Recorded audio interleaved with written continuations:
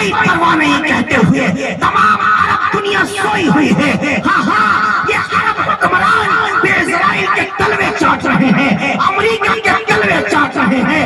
आए आए अरब के अय्याश बादशाहों, रब्बुल जलाल की अदालत में अगर फलस्तीनी तुमसे सवाल कर लेंगे तो तुम जवाब नहीं दे पाओगे।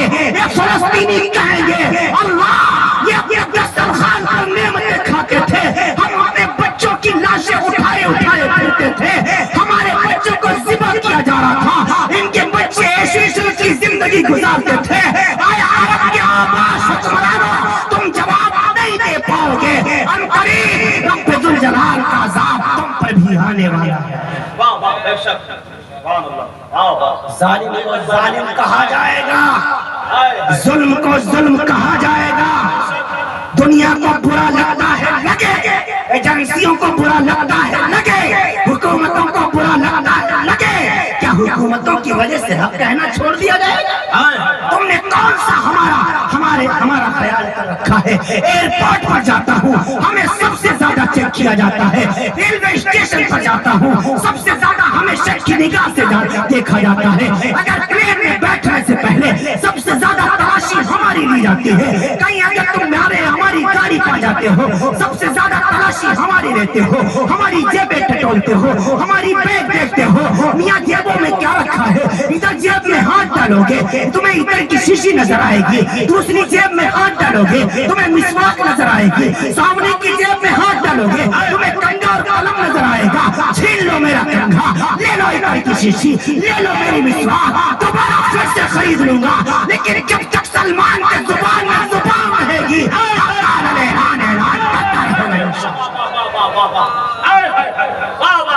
जालिम को जालिम कहता है इंशाअल्लाह, जालिम की हिमायत नहीं की जाएगी। हाँ हाँ, मजलूमों के हक में आवाज उठाई जाएगी इंशाअल्लाह। आए लोगों, अल्लाह के कुरान का मौजज़ा दुनिया चाहती, दुनिया ने ख्वाब देख रखे कुरान पूछता है। अरे बाबा, तुम उस कुरान को क्या मिटा सकते हो जिसकी बच्चियां भी कुरान की हाफिजा बन गई? हाँ, और मुबारक है मेरी बहना, तूने सैयदा आयशा की सुन्नत को जिंदा किया है। अम्मा आयशा कुरान करीम की हाफिजा थी, अम्मा मैमूना कुरान करीम की हाफिजा थी, हज़रत अम्मा सफिया कुरान करीम की हाफिजा थी, सैयदा जुनैरा कुरान करीम की हाफिजा थी, सैयदा रुकैया कुरान करीम की हाफिजा थी। हाँ हाँ, सैयदा सफिया कुरान करीम की हाफिजा थी। इमामुल अंबिया की बेटी सैयदा फातिमा ज़हरा रज़ियल्लाहु तआला अन्हा कुरान करीम की हाफिजा थी। इन सहाबाई कराम, इन सहाबियात के तुमने सुन्नत को जिंदा किया है। लोग कहते हैं बच्चियों को हाफिजा ना बना, क्यों ना बनाओ? वो कलमा नहीं पढ़ती क्या? वो इस्लाम नहीं रखती क्या? वो ईमान नहीं रखती क्या? लोग कहते हैं कि हाँ, वो शादी होने के बाद घर के काम धंधे में फंस जाएंगे, कुरान भूल जाएंगे। अरे बाबा, कुरान याद करने दो उन्हें, इतना तो उन्हें याद रहेगा जिंदगी की आखिरी सांस तक कि देख कर वो फर तो पढ़ सकती हैं इंशाअल्लाह। हाँ हाँ, आप इस बात की परवाह न रखें कि बच्चियां भूल जाएंगे। भूलते तो बच्चे भी बहुत सारे बच्चों ने भी तो कुरान भुला दिया। हाँ हाँ, ये तो इस वजह से बच्चों को भी आगे बढ़ाना चाहिए, बच्चों को भी आगे बढ़ाना चाहिए। मदरसों की तालीम बुनियादी तालीम है। हाँ हाँ, मदरसा इस्लाम के किले हैं, मदरसा इस्लाम की जान है, मदरसा मुसलमान की पहचान है, हमारी बका का जरिया है मदरसा, कुरान करीम की बका का जरिया है मदरसा। ये इस बच्ची ने कुरान करीम हिफ्ज़ किया, हमारी और बच्चियों का इंशाअल्लाह आप हौसला बढ़ेगा इंशाअल्लाह। देखना, इसी मदरसा हस्तान बिन साबित से आज एक बच्ची हाफिजा बनी है, कल इंशाअल्लाह 100 बच्चियां हाफिजा बनेंगी इंशाअल्लाह।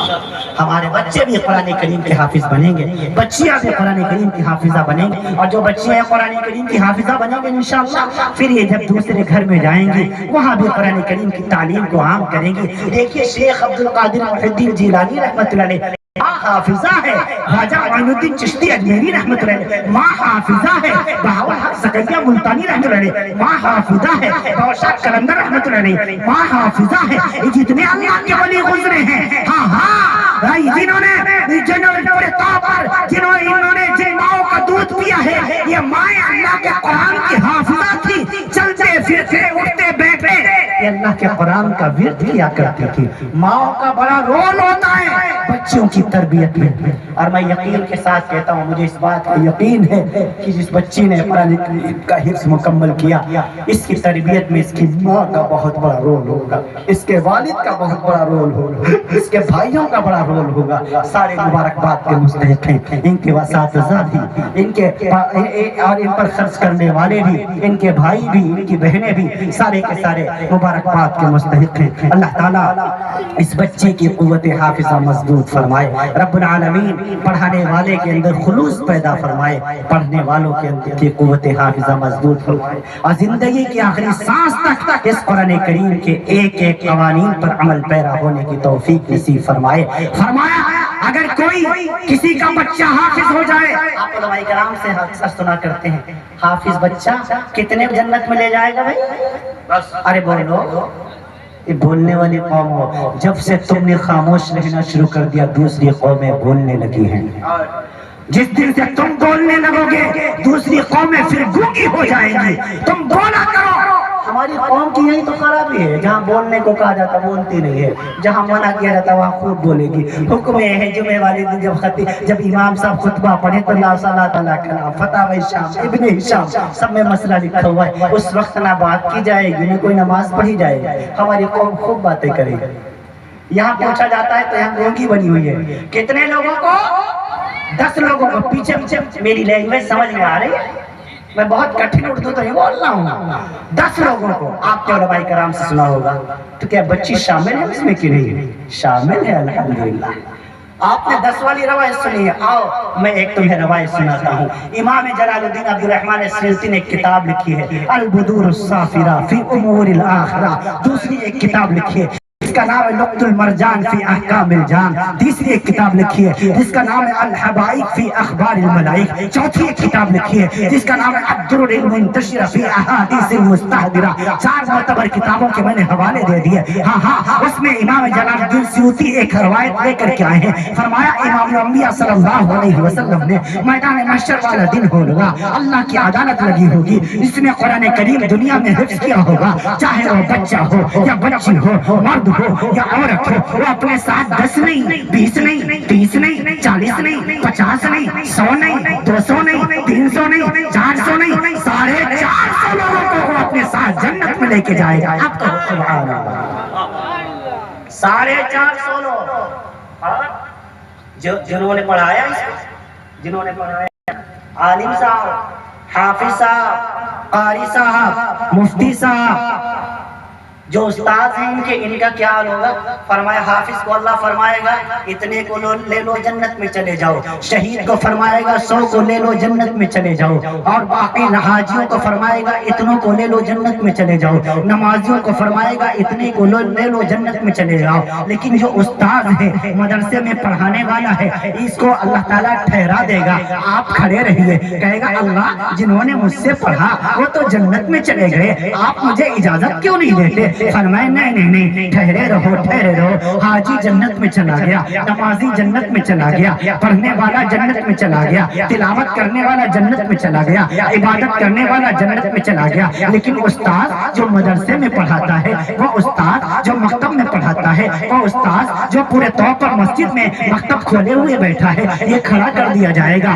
اللہ مجھے کیوں اجازت نہیں؟ جنہوں نے مجھ سے پڑھا وہ تو جنت میں چلے گئے۔ آواز آئے گی، اے میرے بندے، ہاں جب تک تیرے تجھ سے پڑھنے والے تیرے سارے شاگرد جنت میں نہ چلے جائیں، اس وقت تک تجھے جانے کی اجازت نہیں، جا اپنے سارے شاگردوں کو لے کر کے جنت میں چلا جا۔ اللہ میرے شاگرد کون ہیں؟ فرمایا جس نے دنیا میں تجھ سے ایک الف سیکھ لیا وہ تیرا شاگرد بن گیا۔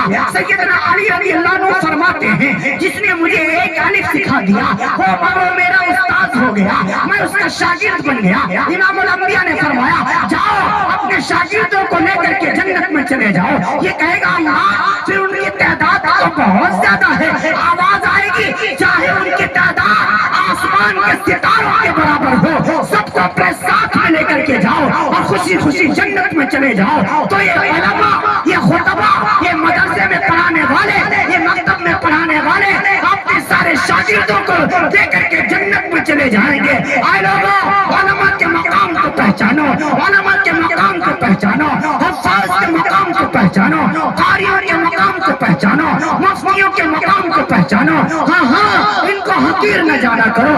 تھوڑا بہت جو دین باقی ہے یعنی علماء کی قربانیوں کا صدقہ ہے۔ اگر یہ علماء نہ ہوتے تو مدارس محفوظ نہ رہتے، علماء نہ ہوتے تو مکاتب محفوظ نہ رہتے، علماء نہ ہوتے مساجد محفوظ نہ رہتی۔ ایمانداری سے بتانا نمازیں کون پڑھاتا ہے؟ یہی بیچارے علماء ہیں۔ اذانیں کون کہتا ہے؟ یہی بیچارے علماء ہیں۔ بچوں کو قرآن کون پڑھاتا ہے؟ یہی بیچارے علماء ہیں۔ بچوں کو کلمہ کون سکھاتا ہے؟ یہی بیچارے علماء ہیں۔ اے لوگوں، ان علماء کی قدر کرو، ان حفاظ کی قدر کرو، ان مدارس کی قدر کرو، ان مکاتب کی قدر کرو۔ جس دن یہ ختم ہو گئے، رب ذوالجلال کا جاہ و جلال کی قسم، ابا کا جنازہ سامنے پڑا ہوگا، اس کو پڑھانے والا کوئی نظر نہیں آئے گا۔ جمعے کا دن ہوگا، ساری مسجد کھچا کھچ پڑی ہوگی، لیکن ایک نماز پڑھانے والا نظر نہ آئے گا۔ کیوں؟ علماء ختم ہو چکے ہوں گے، خطبہ ختم ہو چکے ہوں گے، قاری ختم ہو چکے ہوں گے، حافظ ختم ہو چکے ہوں گے۔ وہ وقت آنے سے پہلے ان علماء کی قدر کرو۔ اے لوگوں، علم کے میدان میں آؤ۔ امام الانبیاء نے فرمایا، ترمذی میں روایت موجود ہے، ابواب الفتن اٹھا کر کے دیکھیے، میرے نبی نے فرمایا، اذا اتخذ الفیء دولہ والامانۃ مغنما والزکاۃ مغرما وتعلم لغیر الدین واتاہ الرجل امرأته وعقله وادنى صديقه واصابه وزارت الاصوات في المساجد وصاد القبيلة فاسقهم وكان زعيم القوم ارجلهم واكرم الرجل مخافة شره وزارت القينات والمعادف وشربت الخمور ولا ناخر هذه الأمة أولها رواه الترمذی۔ میرے نبی نے فرمایا، جب قیامت کے قریب آ جائے گا، لوگ علماء سے دور ہوتے چلے جائیں گے۔ ہاں ہاں، وصاد القبیلۃ فاسقهم، قوم کا سب سے بدتر انسان قوم کا سردار بن جائے گا۔ ہاں ہاں، لوگ ایک ایک رات میں ناچنے والوں کو ایک ایک لاکھ روپیہ دینے کو تیار ہو جائیں گے، گانا گانے والوں کو خوب نوازیں گے، ناچنے والوں کو خوب نوازیں گے، لیکن اللہ کا قرآن پڑھنے والوں کو، نبی کی حدیث سنانے والوں کو، نبی کی نعت سنانے والوں کو کوئی ان کی بات سننے کو تیار نہ ہوگا۔ ہاں ہاں، اسی لیے میں کیا کرتا ہوں، جس قوم میں قوالی کرنے والے قوال کو، ناچنے والے مرثی کو ایک ایک رات میں ایک ایک لاکھ روپے دیے جائیں اور مسجد کے امام کو ایک مہینے میں 10,000 بھی نہ دیے جائیں، اس قوم کے اندر ناچنے والے ہی پیدا ہوں گے، اللہ کا قرآن پڑھنے والے پیدا نہیں۔ ضرورت ہے اس بات کی۔ اے لوگوں،